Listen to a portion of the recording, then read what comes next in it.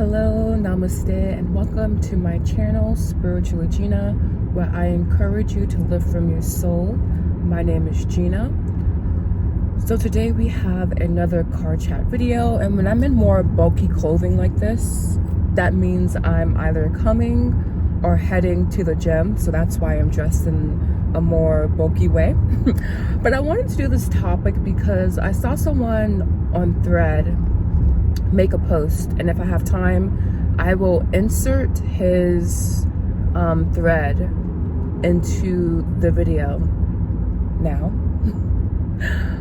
And so if you read the thread, you basically understand that he's commenting that, I think he said millennials, I'm not reading it down, but basically this generation is afraid of romance. And so I wanted to respond to that because I wanted to give 3 postulations as to why we as this generation, we don't prioritize romance. So heading right into it, the first reason why we don't prioritize romance is because we did not see that behavior modeled in childhood.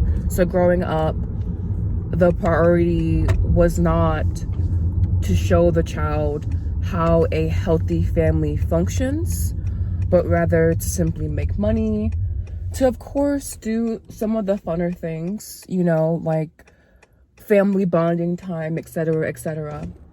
But I think that we as a society, we don't prioritize romance because in childhood, we saw that only career was prioritized. Even over motherhood, a lot of our mothers are or were working mothers, so we never got that one-to-one that I believe all children developing need.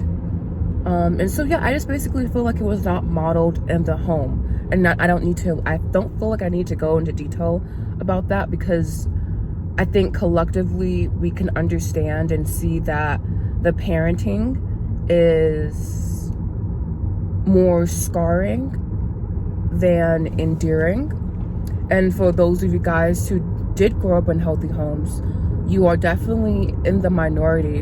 And if you grew up in a single parent home, well, just freaking forget it, because, you know, I grew up in a single parent home, and I definitely know the priority was career, the priority was money, the priority was finances. So there was little time to worry about, oh, romance, you know. And when we did see romance from my mom, it was always an unhealthy partner, but that was because she was inherently unhealthy.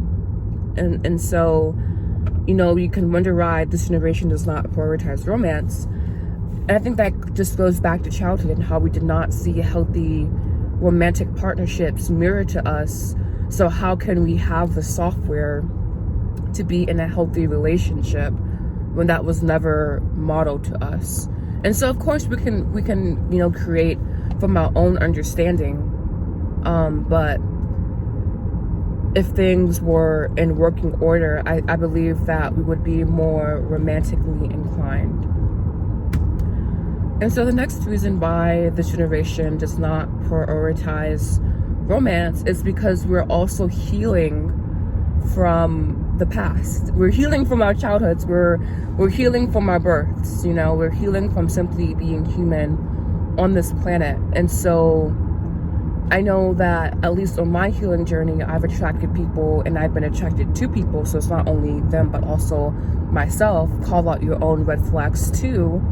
But I've been attracted to people who I knew intuitively weren't good for me, but I still stayed into it.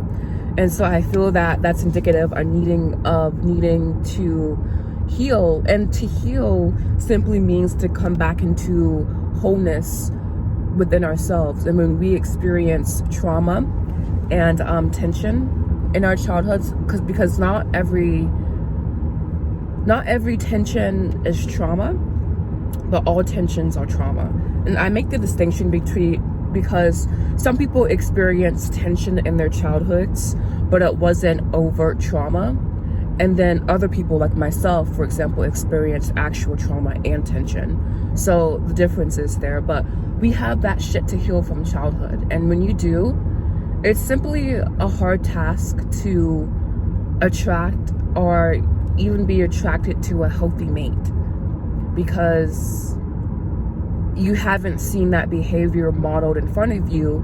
And so you have to go back within yourself and do the inner work to heal. And many people say in the spiritual community, well, you can heal with a partner.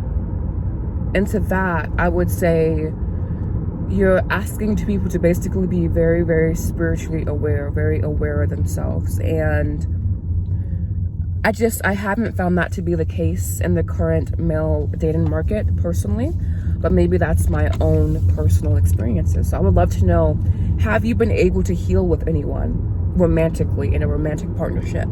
And I would love to know your experience with that. But yeah, I feel that we have to come into wholeness with ourselves. And so adding someone else's stuff to that, and especially because not everyone is doing the inner work, it can just feel impossible.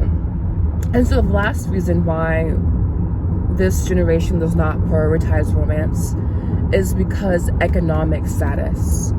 And this will be more for women than men, because I feel men, they don't have more direct control over their economic status. I believe we both do, but men have higher expectations, I feel, when it comes to their economic status. But with women, we have to understand that women have more to risk when it comes to romantic partnership. It's not simply just about getting to know someone or dating or marrying or whatever. We can have a child with that person and be invested both emotionally, physically, spiritually, and mentally into the rearing of that child.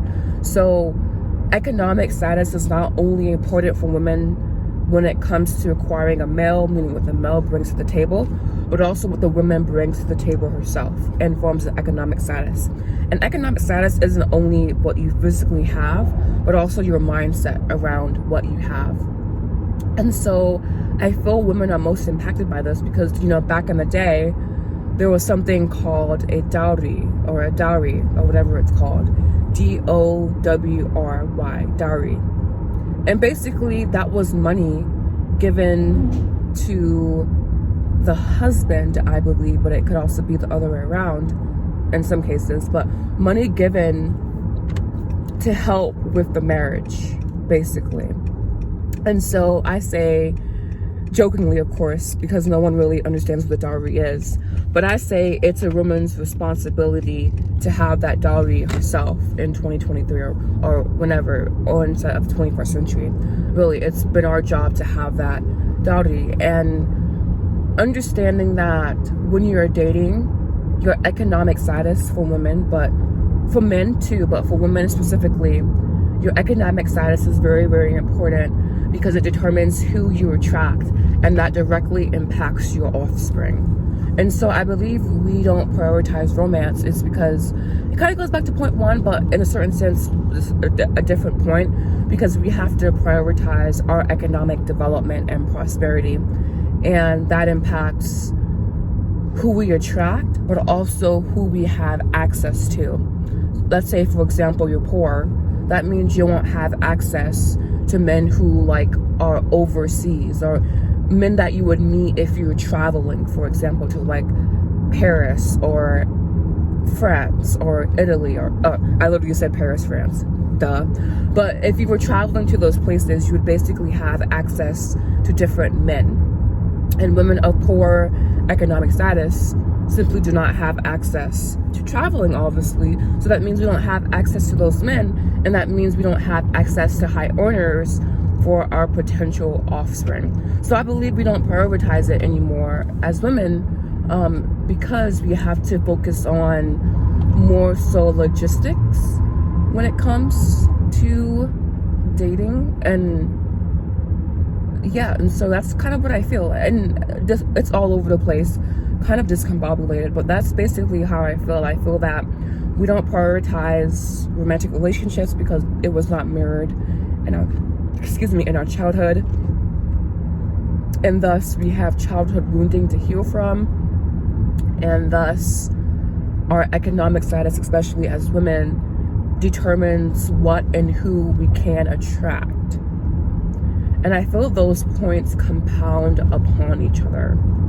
So I hope this video made some sense. I want to keep it short, not too long. I think this is why we don't prioritize romantic relationships, and it's not saying that you should or shouldn't. I'm just giving 3 postulations as to why we do not. And so yeah, I hope that reading, I'm a tarot reader, so I'm like, I hope the reading resonated with you. I'm like, wrong reading, Gina, or wrong video, Gina. But I hope this video made sense to you, and I'd love to know what point that you resonate most with. And yeah, thank you so much. Bless.